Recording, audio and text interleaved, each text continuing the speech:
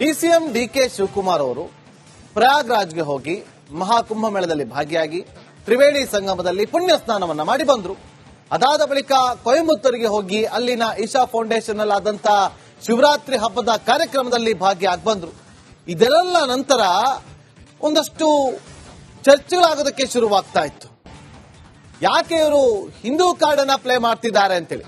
ಯಾರು ಏನೇ ಚರ್ಚೆ ಮಾಡ್ಕೊಳ್ಳಿ, ಯಾವುದಕ್ಕೂ ಕೂಡ ತಲೆ ಕೆಡಿಸಿಕೊಳ್ಳದಂತ ಡಿಸಿಎಂ ಡಿಕೆ ಶಿವಕುಮಾರ್ ಅವರು ನನಗಿಷ್ಟ, ನಾನು ಹೋಗ್ತೀನಿ, ನನಗಿಷ್ಟ ಬಂದಾಗ ಎಲ್ಲಿಗೆ ಬೇಕಾದ್ರೂ ಹೋಗ್ತೀನಿ, ನಾನು ಹುಟ್ಟಿದ್ದು ಹಿಂದುವಾಗಿ ಸತ್ತಿದ್ದು ಕೂಡ ಹಿಂದುವಾಗಿ ಅಂತೇಳಿ ಹೇಳಿಕೆಯನ್ನ ಕೊಡೋ ಮೂಲಕ ಎಲ್ಲರ ಬಾಯಿ ಮುಚ್ಚಿಸುವಂತ ಕೆಲಸವನ್ನ ಮಾಡಿದ್ರು. ಇಷ್ಟಕ್ಕೆ ಅದು ಸ್ಟಾಪ್ ಆಗಲಿಲ್ಲ. ಈಗ ಒಂದು ಸ್ಟೆಪ್ ಮುಂದಕ್ಕೆ ಹೋಗಿ ಡಿಕೆ ಶಿವಕುಮಾರ್ ಅವರು ಉತ್ತರ ಪ್ರದೇಶದ ಮುಖ್ಯಮಂತ್ರಿ ಯೋಗಿ ಆದಿತ್ಯನಾಥ್ ಅವರಿಗೆ ಪತ್ರವನ್ನ ಬರೆದಿದ್ದಾರೆ. ಆ ಮೂಲಕ ಮತ್ತೊಮ್ಮೆ ಸನಾತನ ಅಸ್ತ್ರವ ಪ್ರಯೋಗ ಮಾಡಿದಂತ ಡಿಕೆ ಶಿವಕುಮಾರ್ ಅವರು ಕುಂಭಮೇಳದ ಆಯೋಜನೆ ಬಗ್ಗೆ ಫುಲ್ ಖುಷಿಯಾಗಿದ್ದಾರೆ. ಡಿಕೆ ಶಿವಕುಮಾರ್ ಅವರು ಈ ಕುರಿತಂತೆ ಯೋಗಿ ಆದಿತ್ಯನಾಥ್ ಅವರಿಗೆ ಪತ್ರವನ್ನ ಬರೆದು ಪತ್ರದಲ್ಲಿ ಹೊಗಳಾಡಿದ್ದಾರೆ, ಕೊಂಡಾಡಿದ್ದಾರೆ. ಆ ಪತ್ರವನ್ನ ಉತ್ತರ ಪ್ರದೇಶದ ಸದನದಲ್ಲಿ ಯೋಗಿ ಆದಿತ್ಯನಾಥ್ ಅವರು ಪ್ರಸ್ತಾಪ ಮಾಡಿ ಓದ್ತಾರೆ. ಉತ್ತರ ಪ್ರದೇಶದ ಅಸೆಂಬ್ಲಿಯಲ್ಲಿ ಡಿಕೆ ಶಿವಕುಮಾರ್ ಅವರ ಹೆಸರು ಪ್ರಸ್ತಾಪ ಮಾಡ್ತಾರೆ ಸಿಎಂ ಯೋಗಿ ಆದಿತ್ಯನಾಥ್ ಅವರು. ಕುಂಭಮೇಳ ಸಕ್ಸಸ್ ಬಗ್ಗೆ ದೇಶ ವಿದೇಶಗಳಿಂದ ಕರೆ ಬರ್ತಾ ಇದೆ. ಕರ್ನಾಟಕದ ಡಿಸಿಎಂ ಡಿಕೆ ಶಿವಕುಮಾರ್ ಅವರು ಫೋನ್ ಮಾಡಿ ಶ್ಲಾಘಿಸಿದ್ದಾರೆ. ಕುಂಭಮೇಳದಲ್ಲಿನ ವ್ಯವಸ್ಥೆಯನ್ನ ಡಿಕೆ ಶಿವಕುಮಾರ್ ಅವರು ಹೊಗಳಿದ್ದಾರೆ ಅಂತ ಯೋಗಿ ಆದಿತ್ಯನಾಥ್ ಅವರು ಇವತ್ತು ಅಸೆಂಬ್ಲಿಯಲ್ಲಿ ಹೇಳಿದ್ದಾರೆ. ನೋಡಿ, ಇದೇ ದೃಶ್ಯ. ಉತ್ತರ ಪ್ರದೇಶದಲ್ಲೂ ಕೂಡ ಅಧಿವೇಶನ ನಡೀತಾ ಇದೆ. ಅಧಿವೇಶನದಲ್ಲಿ ಮೊನ್ನೆ ಯೋಗಿ ಆದಿತ್ಯನಾಥ್ ಅವರು ಯಾರೆಲ್ಲ ಪ್ರಯಾಗ್ರಾಜ್ನಲ್ಲಿ ನಡೆದಂತ ಮಹಾಕುಂಭಮೇಳಕ್ಕೆ ಟೀಕೆ ಟಿಪ್ಪಣಿಗಳನ್ನ ಮಾಡಿದ್ರು ಅವರೆಲ್ಲರಿಗೂ ಕೂಡ ಟಕ್ಕರನ್ನ ಕೊಟ್ಟಿದ್ರು, ಸರಿಯಾಗಿ ಉತ್ತರವನ್ನ ಕೊಟ್ಟಿದ್ರು. ಯಾರಿಗೆ ಏನ್ ಸಿಗಬೇಕೋ ಅದು ಸಿಕ್ಕಿದೆ, ಹಂದಿಗೆ ಏನ್ ಸಿಗಬೇಕೋ ಅದು ಸಿಕ್ಕಿದೆ, ಭಕ್ತರಿಗೆ ಏನ್ ಸಿಗಬೇಕೋ ಅದು ಸಿಕ್ಕಿದೆ ಅಂತ ಹೇಳಿ ಮೊನ್ನೆ ಉತ್ತರವನ್ನ ಕೊಟ್ಟಿದ್ರು. ಇವತ್ತು ಡಿಸಿಎಂ ಡಿಕೆ ಶಿವಕುಮಾರ್ ಅವರು ಬರೆದಂತ ಪತ್ರವನ್ನ ಅಸೆಂಬ್ಲಿಯಲ್ಲಿಟ್ಟು ದೇಶ ವಿದೇಶಗಳಿಂದ ಕರೆ ಬರ್ತಾ ಇದೆ. ಕರ್ನಾಟಕದ ಡಿಸಿಎಂ ಡಿಕೆ ಶಿವಕುಮಾರ್ ಅವರು ಪತ್ರವನ್ನ ಬರೆದಿದ್ದಾರೆ. ಅಷ್ಟೇ ಅಲ್ಲದೆ ಫೋನ್ ಮಾಡಿಯೂ ಕೂಡ ಶ್ಲಾಘಿಸಿದ್ದಾರೆ, ಕೊಂಡಾಡಿದ್ದಾರೆ ಅಂತ ಹೇಳಿದ್ದಾರೆ. ಏನ್ ಮಾತಾಡಿದ್ದಾರೆ ಕೇಳಿ. हमारे कुछ विपक्षी दलों से जुड़ी हुई राज्य सरकारों के भी नेता प्रयागराज महाकुंभ में आए थे और उन्हीं में है उनमें डिप्टी सीएम कर्नाटक. उन्होंने लिखा कि इस पवित्र आयोजन के लिए सभी आयोजकों को धन्यवाद. यह किसी के भी जीवन का एक ऐतिहासिक क्षण है. सरकार ने यहां आए करोड़ों लोगों के लिए जो व्यवस्था की है यह कोई छोटा काम नहीं है. सरकार ने अच्छा काम किया है. मैं महाकुंभ का हिस्सा बनकर के बहुत खुश हूं. उत्तर प्रदेश सरकार के वरिष्ठ मंत्री मुझसे मिलने बेंगलोर आए थे. उन्होंने मुझे महाकुंभ में शामिल होने का निमंत्रण दिया. मेरे लिए शानदार अनुभव था. खन्ना जी ही गए थे. महोदय, इसमें बहुत सारी सक्सेस स्टोरी भी देखने को मिली थी और उसमें ಮತ್ತಷ್ಟು ಮಾಹಿತಿಯನ್ನ ಕೊಡೋದಕ್ಕೆ ನನ್ನ ಸಹೋದರಿ ಸ್ಮಿತಾ ರಂಗನಾಥ್ ಈಗ ನೇರ ಸಂಪರ್ಕದಲ್ಲಿ ಜಾಯ್ನ್ ಆಗಿದ್ದಾರೆ. ಸ್ಮಿತಾ, ನೋಡಿ, ಇವತ್ತು ಪತ್ರವನ್ನ ಅಲ್ಲಿ ಯೋಗಿ ಆದಿತ್ಯನಾಥ್ ಅವರು ಅಸೆಂಬ್ಲಿಯಲ್ಲಿ ಇಟ್ಟು ಓದಿದ್ದಾರೆ. ಡಿಸಿಎಂ ಡಿಕೆ ಶಿವಕುಮಾರ್ ಅವರು ಬರೆದಿದ್ದಾರೆ ಅಂತೇಳಿ ಫೋನ್ ಕೂಡ ಮಾಡಿ ಮಾತಾಡಿದ್ದಾರೆ. ಹಾಗಾದ್ರೆ ಇದೆಲ್ಲವನ್ನ ಕೂಡ ಗಮನಿಸಿದ್ರೆ ಸನಾತನ ಅಸ್ತ್ರವನ್ನ ಪ್ರಯೋಗ ಮಾಡ್ತಿದ್ದಾರಾ ಡಿಕೆ ಶಿವಕುಮಾರ್ ಅವರು? ಹಾಗನ್ಸುತ್ತಾ?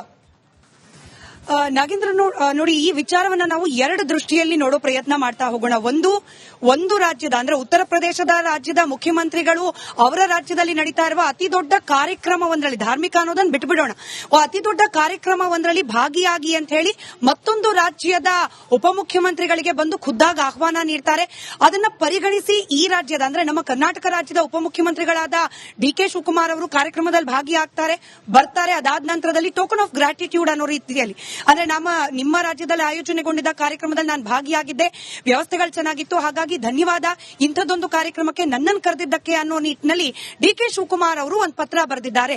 ಇದು ಇಷ್ಟು ಪ್ಲೇನ್ ಆಗಿ ನೋಡ್ಲಿಕ್ಕೂ ಕೂಡ ಸಾಧ್ಯ ಇದೆ ಇಡೀ ಘಟನೆಯನ್ನ. ಆದರೆ ಕುಂಭಮೇಳ ಕುಂಭಮೇಳಕ್ಕೆ ಕಾಂಗ್ರೆಸ್ನ ನಾಯಕರು, ಅದರಲ್ಲೂ ಎಐಸಿಸಿಯ ಅಧ್ಯಕ್ಷರಾದ ಮಲ್ಲಿಕಾರ್ಜುನ್ ಖರ್ಗೆ ಅವರ ಆದಿಯಾಗಿ ಕಾಂಗ್ರೆಸ್ನ ಟಾಪ್ ಲೀಡರ್ಸ್ ಕೊಟ್ಟಂತಹ ಪ್ರತಿಕ್ರಿಯೆಗಳು, ಹಾಗೆ ಒಂದು ಹಿಂದೂ ಧಾರ್ಮಿಕ ಕಾರ್ಯಕ್ರಮ ಅನ್ನೋ ಕಾರಣಕ್ಕೆ ಕಾಂಗ್ರೆಸ್ ಅದನ್ನ ಪರಿಗಣಿಸಿದ ರೀತಿ, ಹಾಗೆ ಕುಂಭಮೇಳದ ಆಯೋಜನೆ ಬಗ್ಗೆ ಯುಪಿ ಗವರ್ಮೆಂಟ್ ಹಾಗೆ ಯೋಗಿ ಆದಿತ್ಯನಾಥ್ ಅವರನ್ನ ಈ ಇಂಡಿ ಕೂಟದ ನಾಯಕರು ಟೀಕೆ ಮಾಡಿದ ರೀತಿ, ಇದೆಲ್ಲವನ್ನ ಗಮನದಲ್ಲಿಟ್ಕೊಂಡು ಎರಡನೇ ಆಯಾಮ ಅಥವಾ ಎರಡನೇ ದೃಷ್ಟಿಯಲ್ಲಿ ನೋಡಿದಾಗ ನಾಗೇಂದ್ರ ಬಾಬು, ಈಗ ಆಲ್ರೆಡಿ ಡಿಕೆ ಶಿವಕುಮಾರ್ ಅವರು ಮಲ್ಲಿಕಾರ್ಜುನ್ ಖರ್ಗೆ ಅವರ ವಿರೋಧದ ನಡುವೆನೇ ಹೋಗಿ ಅಲ್ಲಿ ಪುಣ್ಯ ಸ್ನಾನವನ್ನ ಮಾಡಬಂದ್ರು ಅನ್ನೋದು ಒಂದು ರಾಜಕೀಯ ವಲಯದಲ್ಲಿ ದೊಡ್ಡ ಮಟ್ಟದ ಚರ್ಚೆಗೆ ಗ್ರಾಸವಾಗಿದೆ.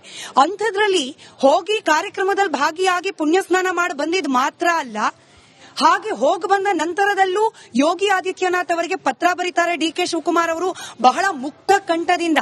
ಇದು ಪೊಲಿಟಿಕಲಿ ಬದ್ಧ ವೈರಿ ಪಕ್ಷಗಳು ಕಾಂಗ್ರೆಸ್ ಹಾಗೆ ಬಿಜೆಪಿ ಅನ್ನೋದನ್ನು ಕೂಡ ಪರಿಗಣಿಸದೆ ಮುಕ್ತ ಕಂಠದಿಂದ ಶ್ಲಾಘನೆ ಮಾಡ್ತಾರೆ.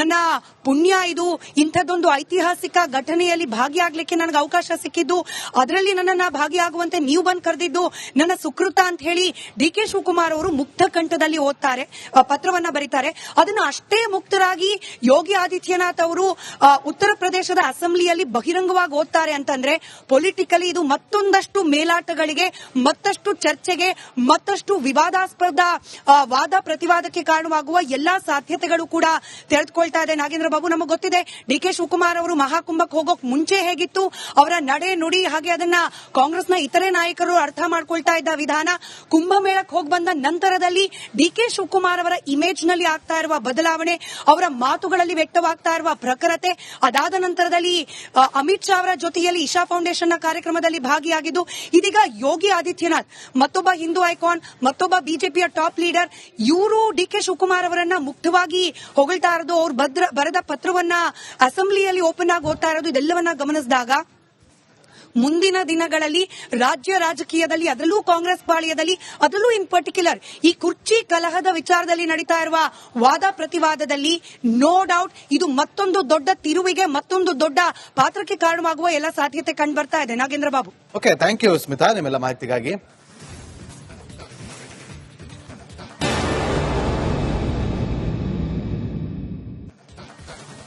ಸಿಎಂ ಡಿಕೆ ಶಿವಕುಮಾರ್ ಅವರು ಪ್ರಯಾಗ್ರಾಜ್ಗೆ ಹೋಗಿ ಮಹಾಕುಂಭ ಮೇಳದಲ್ಲಿ ಭಾಗಿಯಾಗಿ ತ್ರಿವೇಣಿ ಸಂಗಮದಲ್ಲಿ ಪುಣ್ಯ ಸ್ನಾನವನ್ನ ಮಾಡಿ ಬಂದ್ರು.